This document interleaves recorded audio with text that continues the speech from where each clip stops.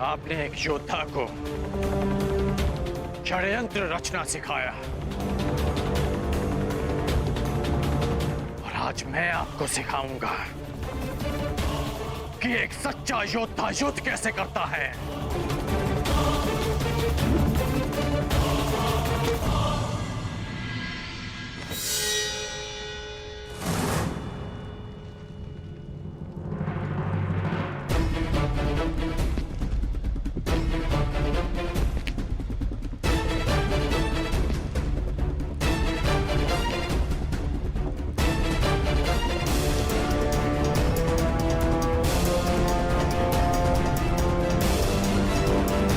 सावधान कर्ण।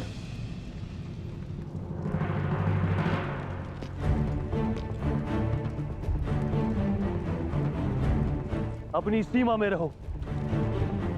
मत भूलो कि तुम्हें राजा किसने बनाया है। ये मत भूलो कि तुम किससे बात कर रहे हो। मैं उससे बात कर रहा हूं जिसके पास न क्षत्रिय का साहस है और ना ही राजा की मर्यादा। कर्ण!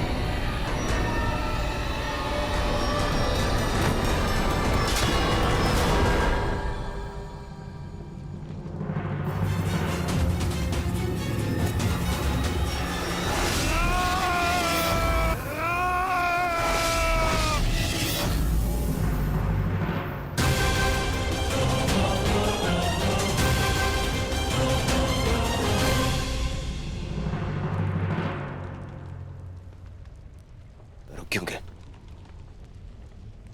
प्रहार करो ना मित्र।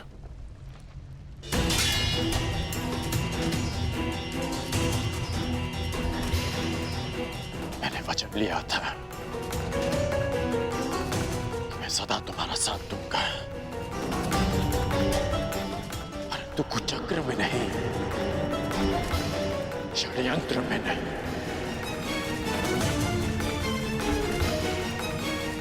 इसलिए जो भी तुमने मेरे लिए किया उसका बहुत बहुत धन्यवाद। परंतु आज मैं अंगराज का पद त्यागता हूं, त्यागता हूं, त्यागता हूं, त्यागता हूं, त्यागता हूं। और तुम्हें भी। पांडवों का अंत जिस प्रकार से हुआ उसकी पीड़ा सदैव रहेगी, परंतु उससे भी अधिक पीड़ा इस बात की रहेगी कि मेरा मित्र अनुचित मार्ग पर चला गया, कि एक योद्धा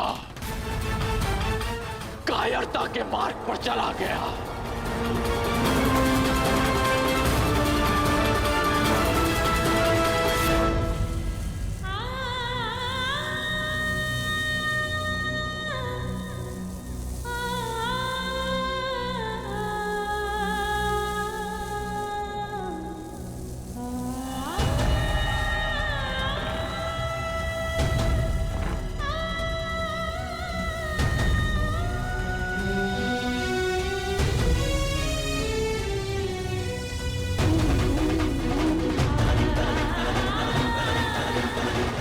जिस अर्जुन से विवाह के लिए मैंने एक पुत्री की कामना की थी, जब वो अर्जुन ही नहीं रहा तो मुझे इस पुत्री की कोई आवश्यकता नहीं।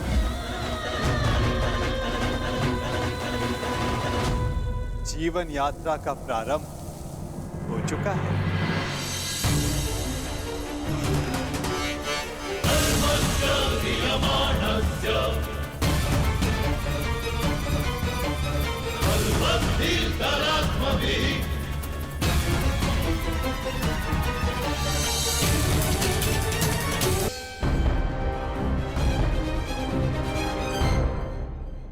जीवन यात्रा का प्रारंभ हो चुका है। यात्री चलेगा तो कहीं ना कहीं अवश्य पहुंच जाएगा।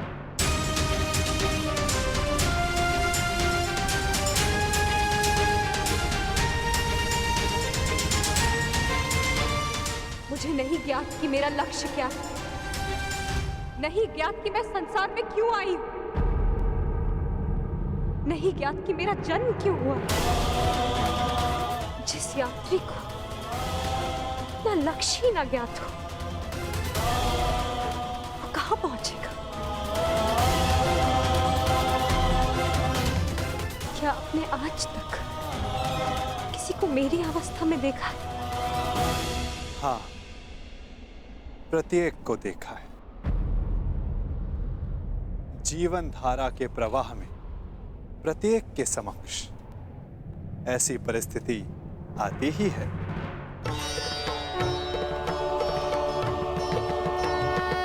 मैं तो ये भी नहीं जानती कि जो इस समय मुझसे बात कर रहा है वो कौन है।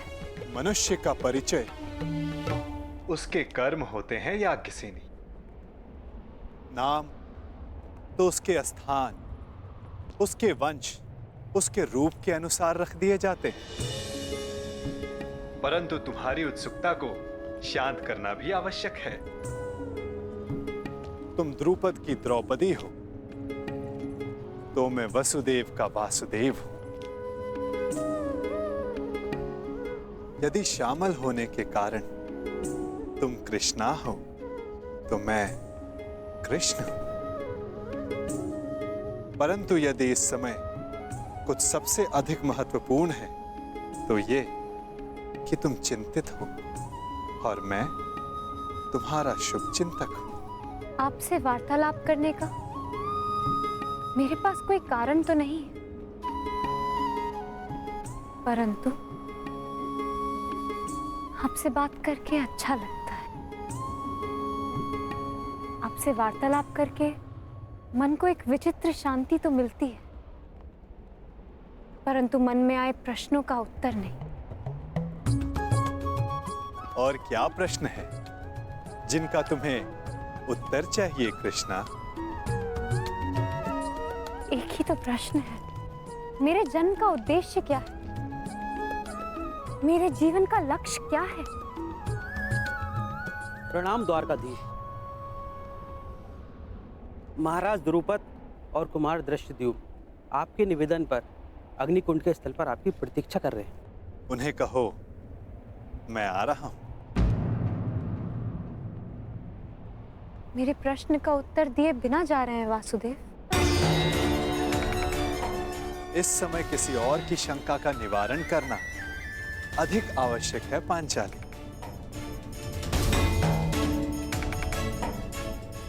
हो सकता है कि उस समाधान में तुम्हारे प्रश्नों का उत्तर भी तुम्हें मिल जाए।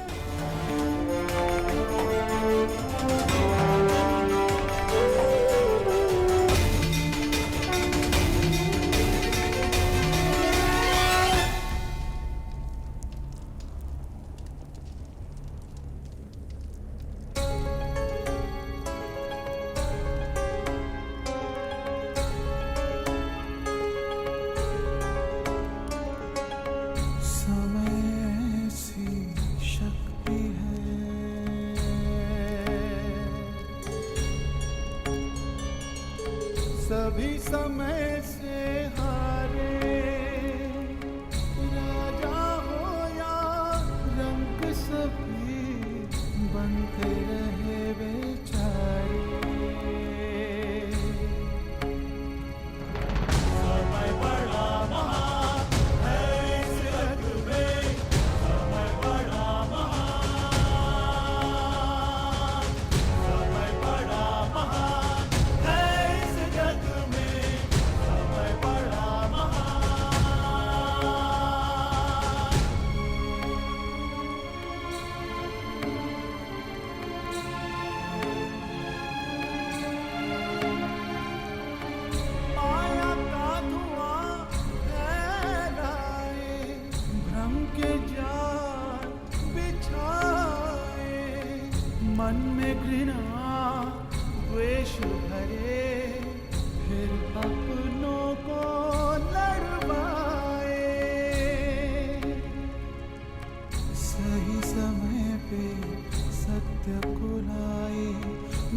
होठ को करे किनारे, राजा हो या रंग सभी बनते रहे बेचारे। समय बड़ा महान है इस जग में, समय बड़ा महान, समय बड़ा महान है इस जग में, समय बड़ा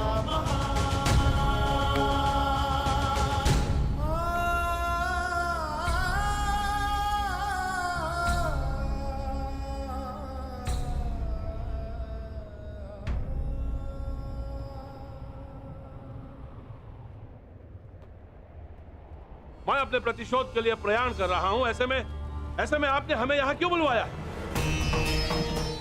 एक परीक्षण के लिए, एक प्रयोग के लिए।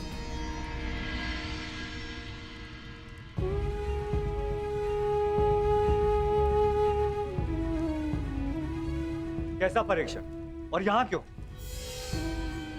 क्योंकि ये तुम्हारा जन्मस्थल है दृश्यदुम। इस स्थल को यज्ञ अग्नि ने पवित्र किया है। ऐसे स्थान मनुष्य के पंच दोष सामने ले आते हैं। काम, क्रोध, मोह, लोभ, अहंकार। इन पंच दोषों की ऊर्जा ऐसे स्थान पर धूम्र में परिवर्तित हो जाती है, और ये धूम्र तुम्हारे दोषों का है द्रुपद कुमार। दोष जितना अधिक होगा, धूम्र उतना सघन होता जाएगा। मैं कुछ समझा नहीं वासुदेव। अपने पुत्र के लिए आपका मोह पांचाल नरेश, ये पहला दोष है। मुझे इस बात पर विश्वास नहीं।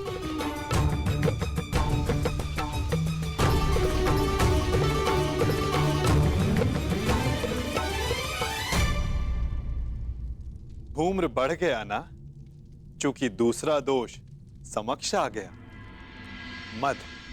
इन सब बातों का मंतव्य क्या है वासुदेव? क्या आप हमें हस्तिनापुर पर आक्रमण करने से रोकना चाहते हैं?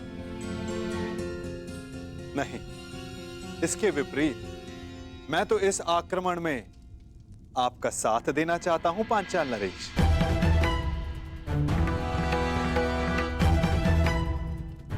आप हमारा साथ दोगे? यदि आप हमारे साथ हैं, तो फिर पराजय का प्रश्न ही नहीं।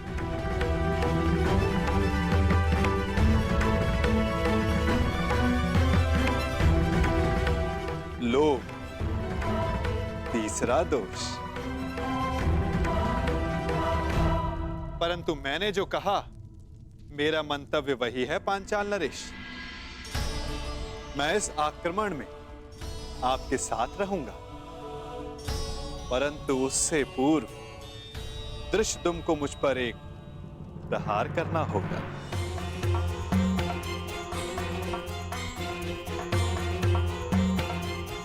क्या? हाँ, मात्र एक प्रहार। मुझे यह जांचना है कि इस युद्ध में जिसका सहभागी बनने जा रहा हूं, क्या वो मेरे साथ का पात्र है भी या नहीं।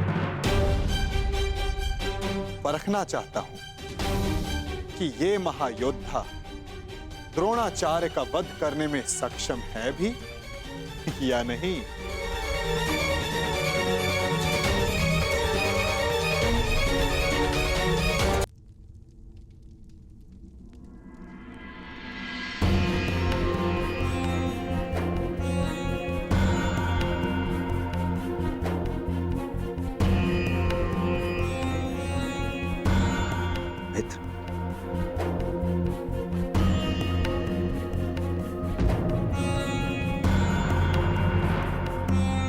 के अंतिम संस्कार में मुझे सम्मिलित होने दिया,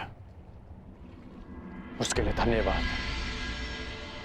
धन्यवाद कैसा कर्ण?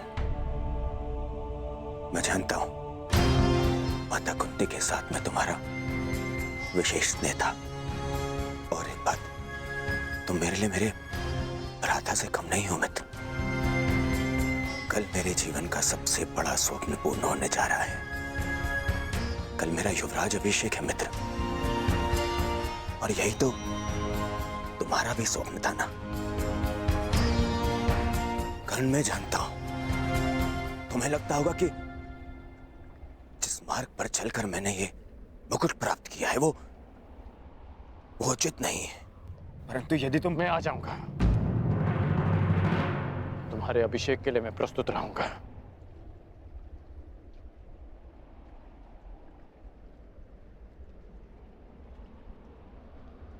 तुम्हें मित्र माना है और कल राजसभा में उपस्थित रहकर मैं अपने मित्र होने का कर्तव्य अवश्य निभाऊंगा।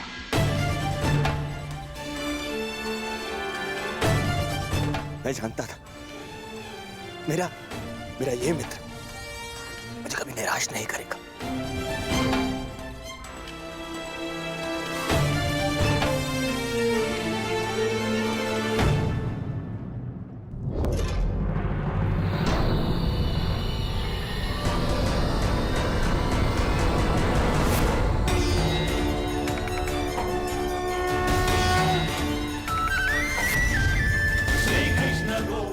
अहंकार एक और दोष। क्या हुआ दृष्टिदुम? आगे बढ़ो, प्रहार करो।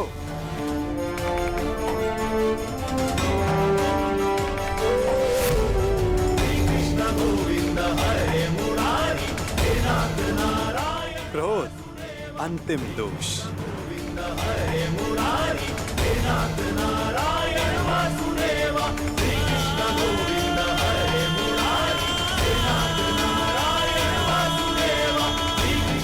वासुदेव,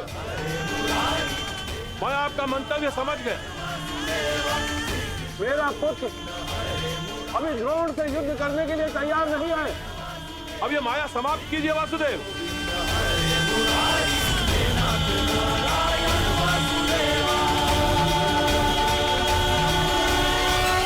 माया का बाण छूट चुका है पांचाल नरेश।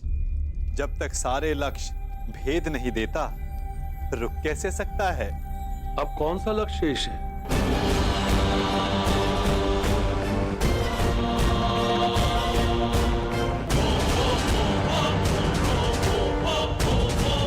नहीं, रुको पुत्र।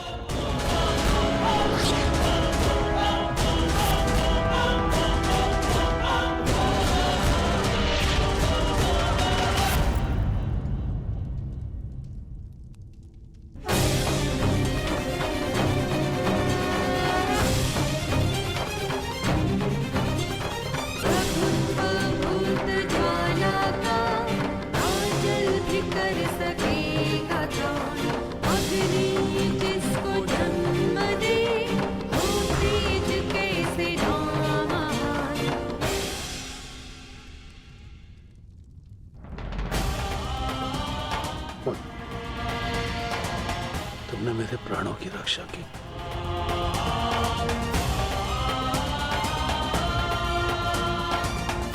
पश्चाताप, भूल का पश्चाताप पांचाल नरेश। प्रत्येक दोष का निवारण पश्चाताप है। आपकी पुत्री पांचवी पंचकन्या है। इस युग की इकलौती। पहली चार त्रेता युग में आई। अहिल्या, मंदोदरी, सीता और तारा। और अब द्वापर युग को प्रतीक्षा थी पांचवी पंचकन्या की, द्रौपदी की।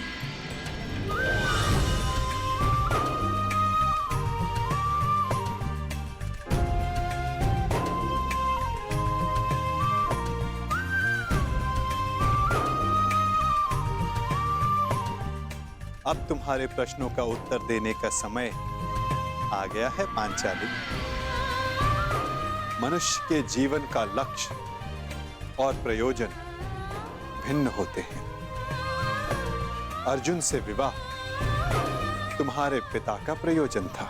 तुम्हारे जीवन का लक्ष्य बहुत ऊंचा, बहुत आगे है द्रौपदी। एक बार मेरी दृष्टि से अपने आप को देखो, अपने लक्ष्य को देखो। आपकी दृष्टि में मेरे जीवन का लक्ष्य क्या है वासुदेव? परिवर्तन। केवल एक मनुष्य के जीवन का परिवर्तन नहीं, समस्त संसार के जीवन में। इतिहास की धारा को परिवर्तित करना है तुम्हें। पातक नाश